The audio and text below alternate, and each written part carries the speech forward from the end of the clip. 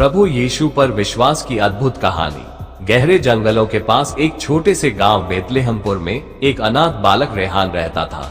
उसकी माँ उसे जन्म देने के बाद स्वर्ग सिधार गई और पिता किसी युद्ध में मारे गए थे।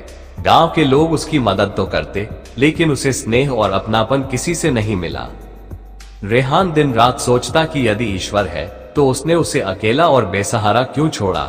वह अक्सर मंदिर और चर्च के पास जाता, लेकिन कभी किसी उपदेश पर ध्यान नहीं देता। उसके लिए ये सब केवल कहानियां थी, बेबुनियाद और खोखली। एक दिन जब रेहान जंगल में लकड़ियां इकट्ठी कर रहा था, उसने एक बूढ़े आदमी को देखा। उसकी आंखों में गहरा प्रेम था और वो बहुत शांत दिख रहा था। बेटा, तुम इतने उदास क्यों लग रहे हो? उसने स्नेह से पूछा। मैं अनाथ हूं, इस दुनिया में मेरा कोई नहीं, और अगर ईश्वर होता तो मुझे इस हालत में नहीं छोड़ता, रेहान ने कड़वाहट से उत्तर दिया। बूढ़े ने मुस्कुराते हुए कहा, क्या तुम जानते हो, प्रभु यीशु भी इस धरती पर आए थे और उन्होंने उन सभी से प्रेम किया जो टूटे हुए थे। रेहान ने उपेक्षा से सिर घुमा लिया, लेकिन बूढ़े ने कहा, अगर तुम चाहो तो मैं तुम्हें एक कहानी सुना सकता हूँ जो तुम्हारा जीवन बदल सकती है। रेहान ने संकोच से हामी भर दी और बूढ़ा आदमी उसे चर्च के पास ले गया। वहां उसने यीशु मसीह की कहानी सुनाई, कैसे उन्होंने प्रेम और बलिदान से मानवता को राह दिखाई। रेहान पहली बार सोचने लगा कि शायद उसमें और यीशु में कुछ समानता है। दोनों को दुनिया ने अस्वीकार किया था, दोनों ने दर्द झेला था, लेकिन यीशु ने फिर भी लोगों से प्रेम किया और अपने शत्रुओं को भी क्षमा किया। क्या सच में ईश्वर मुझे भी प्रेम करता है? रेहान ने संदेह से पूछा। हाँ बेटा, प्रभु ने तुम्हें विशेष उद्देश्य के लिए बनाया है। अगर तुम उन पर विश्वास रखोगे तो तुम्हारी सभी कठिनाइयां आसान हो जाएंगी, बूढ़े ने उत्तर दिया। रेहान ने पहली बार चर्च में प्रार्थना की। वह गहराई से प्रभु से जुड़ने की कोशिश करने लगा। धीरे धीरे उसके मन से कटुता कम होने लगी। एक दिन गांव में महामारी फैली, लोग बीमार पड़ने लगे और डर के कारण कोई किसी की मदद करने को तैयार नहीं था। लेकिन रेहान ने हिम्मत जुटाई और गांव के बीमारों की सेवा करने लगा।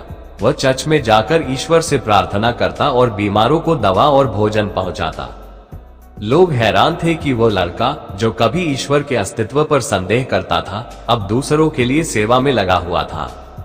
एक रात जब रेहान एक बीमार बच्चे की देखभाल कर रहा था, तब वह खुद भी बीमार पड़ गया।